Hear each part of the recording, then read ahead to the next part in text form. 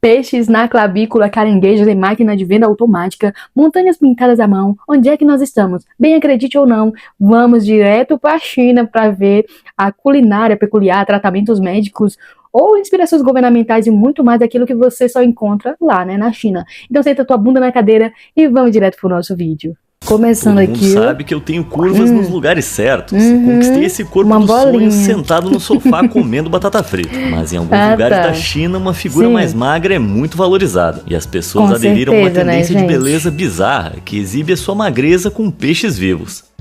Com peixe. Como assim, gente? Com o nome nada criativo de Desafio do Peixe na Clavícula, a brincadeira Gente, isso tomou a aqui- China de assalto, sendo usada para exibir o quão proeminente é a sua clavícula. Quanto mais A ideia é que magro- quanto mais magro você for, mais peixes cabem em sua melhor, clavícula, mais transformando peixe isso cabe. também em uma competição de números. A moda parece Gente, ter isso ganhado aqui- popularidade a partir de 2018, seguindo uma tendência igualmente tóxica de 2015, em que as mulheres Gente, que testaram quantas doideira. moedas conseguiam colocar na clavícula. O Desafio do Peixe se tornou ainda Ainda mais bem que famoso. isso não veio O pro Parque Brasil. Aquático em Chongqing chegou a promover um concurso de peixe na clavícula, fornecendo ingressos como Gente, prêmio. um concurso. Obviamente, isso é bem prejudicial para a autoimagem de todo mundo. E eu admito que eu não ia ter a menor chance, mas acho que é ainda pior pro pobre peixe que tem que nadar na clavícula de alguém. Ah, talvez eu esteja só com inveja. Coitado do Nem peixe. pescoço eu tenho. Ainda assim, essa não é a maneira mais bizarra como Gente, animais que são usados na doideira. China, especialmente quando você olha para esse cardápio de Ah, iguarias não, chinesas melhor não, locais. cardápio Vamos não, começar não. com uma bebida, servindo uma É. xícara fumegante de chá com folhas fertilizadas com esterco Olha de aí. panda. Nojento. Que? Você pode achar que uma bebida feita com fezes de panda é barata, mas o chá de panda é, na verdade, um dos mais caros do mundo. Ele é O cultivado mais por um caro do empresário mundo, chamado não, obrigado. Wang Yanxi, na cidade de Ya'an, na província de Sichuan. E ele cobra 20 mil yuans por uma caixa de 50 gramas. É melhor Isso tomar um equivale chá a de cerca de uns escape-santo, 2.700 de dólares, folha ou cidreira. aproximadamente 100 dólares por xícara. Olha, O preço é tão alto sai porque ele fora. afirma que o chá tem incríveis poderes restauradores e que as Ah, folhas são capazes de tratar o câncer. Bom, existem evidências científicas reais de que o chá verde pode reduzir o risco de certos tipos de câncer. E Yanxi afirma que as fezes de entendi. panda potencializam essa capacidade. E isso se deve ao fato de que 99% da dieta de um panda é composta de bambu, mas eles digerem apenas cerca de 30% das folhas que comem. Os 70% restantes são eliminados nas fezes do panda. É e o só bambu é caca. incrivelmente rico em nutrientes, minerais e fibras. Yanxi chegou à conclusão de que todos esses benefícios passam do esterco para as folhas de chá, fortalecendo naturalmente Não é melhor as suas tomar a propriedades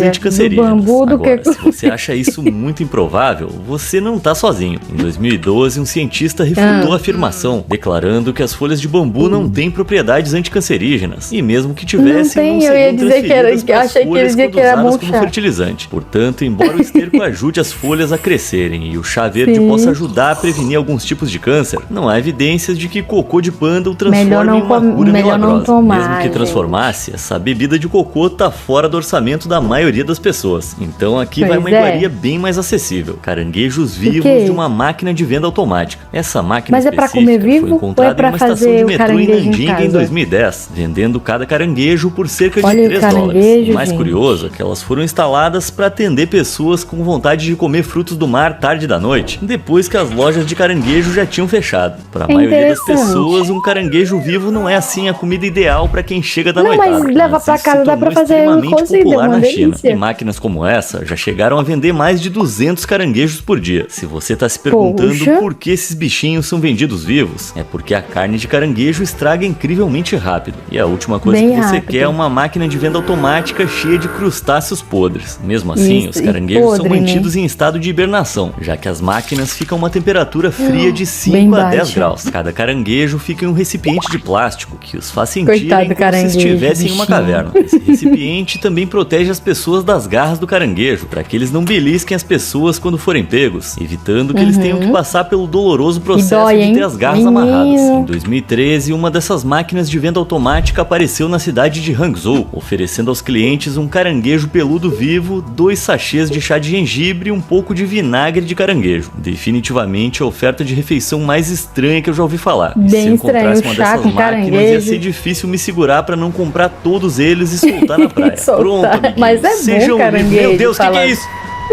Perdão, minhas senhoras, vocês me pegaram de surpresa. Se você é uma pessoa Minha tão branquela gente. quanto eu, sabe que é bem fácil se queimar sob o sol. Mas a China tem uma solução inteligente e até perturbadora pro problema. O face skinny é uma peça popular de roupa de banho, Mas ainda projetada pra manter a cabeça completamente protegida dos raios nocivos Lá, do eu sol. esqueci Muita do gente na nome. China prefere a pele mais clara, e o bronzeamento é considerado fora de moda. Mas como as temperaturas locais costumam ultrapassar os 35 graus no verão, é meio difícil não se bronzear. Antes as pessoas levavam guarda-sóis pra praia. Guarda-chuva pra praia. Se tornou uma nova forma de cobrir a pele nos Gente, isso meses aqui é mais meio quentes, bizarro, você tá evitando na praia. queimaduras Imagina no Brasil constrangedoras e se o vira risco moto de câncer isso de aqui. pele. Essas peças de vestuário foram inventadas em 2004 na cidade costeira de Qingdao. Em pouco tempo se popularizaram em outros lugares da China, incluindo cidades não costeiras como Pequim. As peças também são Funcionaria como uma populares porque máscara. oferecem proteção contra picadas de água-viva e insetos. E algumas usuárias optam se proteger com estilo. Combinar o seu Completo, face skinny viu? com um maiô de corpo Ah, inteiro não, é algo gente, bem pra praia comum. desse Embora jeito essas aqui, mulheres só lá possam na China parecer os mesmo. Power Rangers, elas na verdade representam o auge da moda praia chinesa. Pra falar a verdade, acho que elas Cada ficam lugar bem com a melhores sua do que eu com essa tradição e- sunga deprimente. Enquanto os face skinnies são a E nova cultura. sensação na China, algumas das tendências de moda mais bizarras do país são bem mais antigas. A mais infame delas tem mais de 1000 anos Ai, e vai gente, te fazer isso se aqui é contorcer na bizarro. cadeira. O enfaixamento dos pés é uma prática Enfaixamento dos arrepiante pés em que pra não meninas entre crescer. 13 e 11 anos moldam seus pés para triste. caber em sapatos incrivelmente pequenos. Os pés das meninas eram atados com muita força, o que naturalmente impedia seu crescimento, e com o tempo quebrava os até ossos o dos pé. dedos quebravam e o arco do pé se meu elevava, Deus deixando do os céu. dedos esmagados Só de sobre os pés. imaginar, eu Durante já vários imagino anos, a os pés agonia. eram atados repetidamente em sapatos cada vez menores, com o tamanho mais desejável sendo de aproximadamente Quanto 7 menor, centímetros melhor. e meio de comprimento. Olha. Um tipo popular de calçado minúsculo, chamado sapato de lótus. Se eu media calço entre 10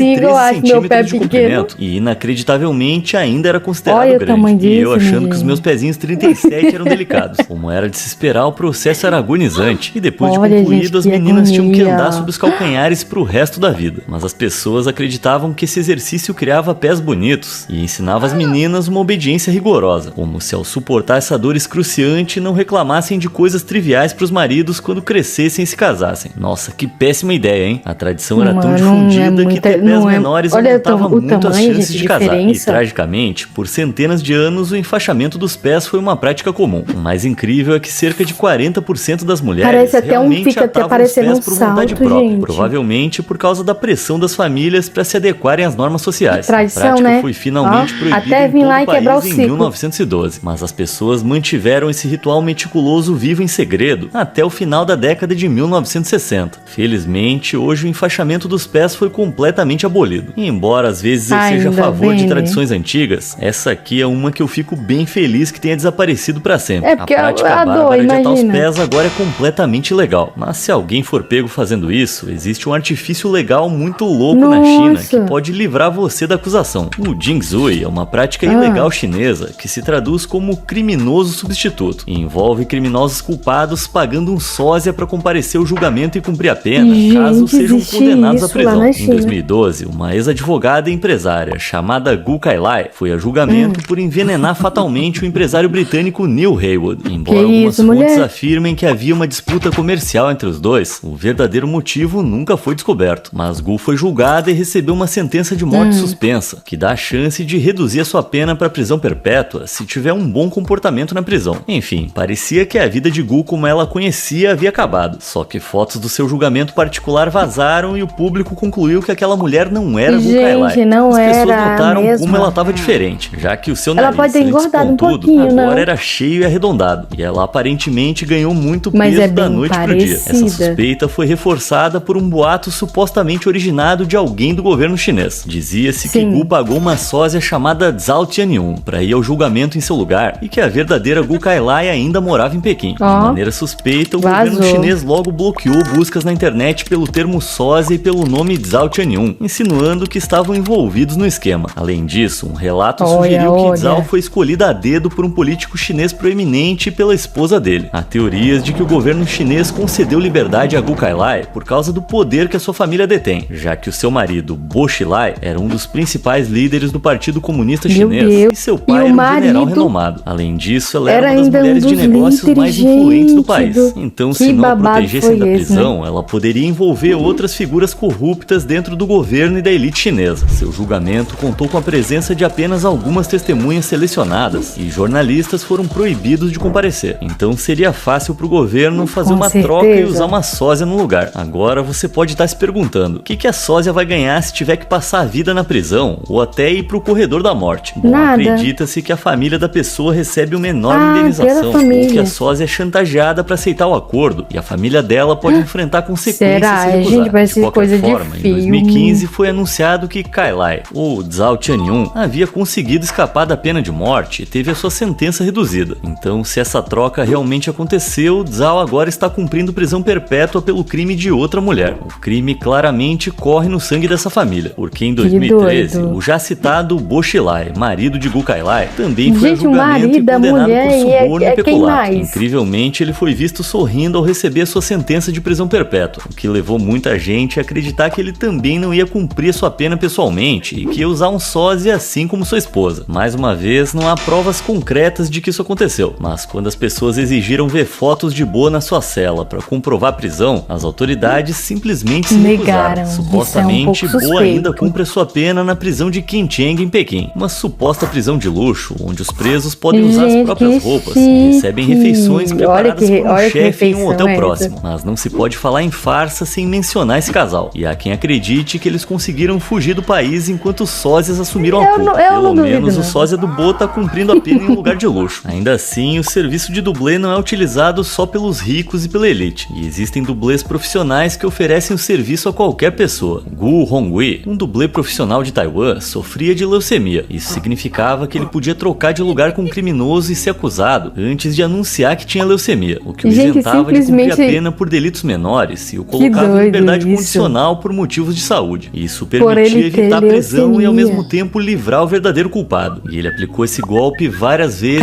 por mais de 10 anos. Ele cobrava entre 6 e 13 mil dólares por sessão. E segundo relatos, ganhou cerca de 77 mil dólares em 172 casos diferentes ao longo da carreira. Gente, a pessoa literalmente ganhou uma vida sendo dublê de bandido. Em 2007, Gu foi finalmente preso por violar gravemente a sua liberdade condicional e confessou imediatamente ter trabalhado como sósia na última década. Mas ele mostrou como é fácil forjar uma condenação criminal na China. E se ele conseguiu se safar, membros da alta sociedade como Bo e Gu certamente também conseguiriam. Né? Essa prática mostra até onde as pessoas chegam para evitar prisão. Mas eu consigo imaginar lugares piores que a cadeia. A casa da minha sogra, loja de departamentos na Black Friday, ou a pequena cidade chinesa de Zhejiang, mais conhecida como Vila das Cobras. Não tem criatura nesse mundo que eu tema mais que cobras. E se você também tem uma ofidiofobia que rivaliza com a do Indiana Jones, é melhor ficar bem longe das 100 fazendas de cobras de Zhejiang. De fazenda de cobra pra comer a cobra. Os locais criam 3 milhões de pitons, najas e víboras para consumo de carne. E são tantas que a vila tem uma proporção assustadora de 3 mil serpentes por habitante. Toda essa deliciosa carne de cobra é transformada em sopas e vinhos, que segundo a medicina tradicional chinesa, fortalecem o sistema imunológico. Então tá bom. As cobras geralmente são encontradas em caixas, potes e gaiolas. Eu não entrava em desses daqui dá uma agonia, não, olha, você tem medo de cobra, sai daí. As espécies são incrivelmente perigosas, e uma das mais mortais tá me dando um pouco de em Zizikial é a Deinaquistrodon, apelidada de cobra de 5 passos. Esse apelido vem da crença de que uma vez mordido, você só consegue dar 5 passos antes de sucumbir ao veneno. Mas felizmente esse mito popular é só isso mesmo, um mito, já que a mordida não é fatal se você recebeu o antídoto em até 6 horas. Ainda assim, a lenda persiste. Dá tempo de chegar no hospital. Um criador de cobras em Zhejiang foi mordido por uma no dedo, entrando em pânico e amputando-o completamente. Os médicos disseram que a ação foi totalmente desnecessária, mas não conseguiram reimplantar o dedo porque ele o deixou pra trás no local durante o pânico.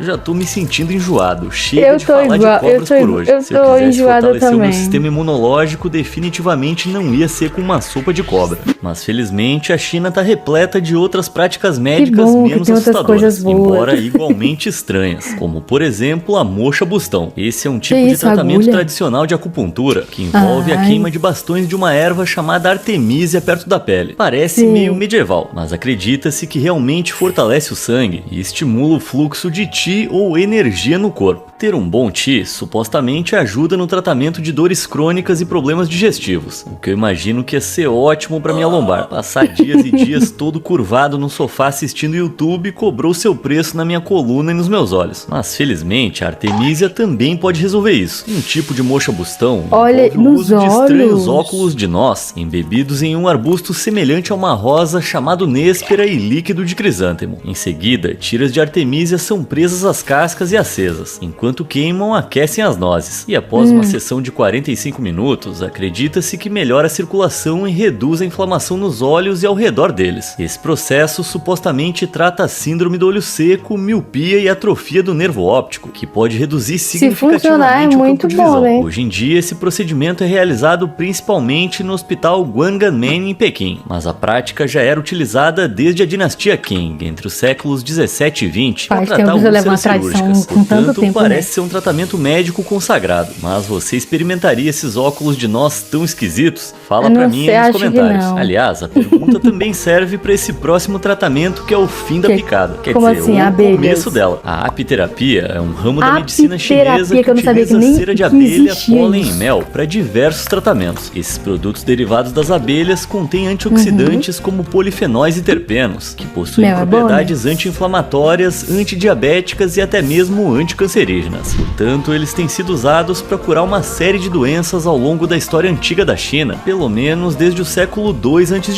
ou seja, há mais de 2000 anos. Até aqui parece bem normal, né? Bom, um tipo específico de tratamento de apiterapia envolve administrar o veneno da abelha aos pacientes diretamente da picada. Por apenas $18, os médicos da clínica Cantaibi, em Pequim, você paga pra tomar picada de abelha para aliviar sua dor, sinceramente, entre 4 e 100 ferroadas, dependendo do problema. Quando a abelha pica o paciente, o ferrão permanece na pele por várias horas, liberando cerca de 0,3 miligrama de toxina. E inacreditavelmente foi comprovado que isso traz benefícios medicinais de verdade. Não se sabe ao certo por que as picadas são eficazes, mas muitas teorias apontam para o fato de o veneno conter melitina. Esse composto é formado por 26 aminoácidos, e estudos clínicos comprovam que ele possui efeitos antivirais, antibacterianos e anticancerígenos. O veneno também contém apamina e adolapina, aminoácidos com propriedades anti-inflamatórias e analgésicas. A ideia de ser picado por uma abelha para aliviar uma dor crônica pode não parecer muito inteligente, mas estudos científicos comprovaram que esse veneno pode ser eficaz no tratamento de inflamações, artrite, Parkinson, agora já me responde aí, tu faria isso pra poder basicamente dar um pouco de agonia, porque dói a picada da abelha. Para isso é melhor usar o tal do óculos de melhor nós. o óculos. Os especialistas acreditam que mais estudos são necessários, mas um paciente que sofria de dores relacionadas ao diabetes fez uma sessão de acupuntura com picadas de abelha em 2010. Afirmou que sua dor havia desaparecido naquela tarde e suas pernas pareciam mais leves. Olha, depois de saber sobre essas propriedades curativas super poderosas, eu até que poderia experimentar. Aliás, eu acho que eu não sei se eu experimentaria não. Antes da minha lombar começar a doer de novo. Se você gostou desse vídeo, ficamos por aqui. Ótimo FDS aí pra vocês. Fui te esperar aqui na segunda-feira. Tchau, obrigado. Cuida, beijo.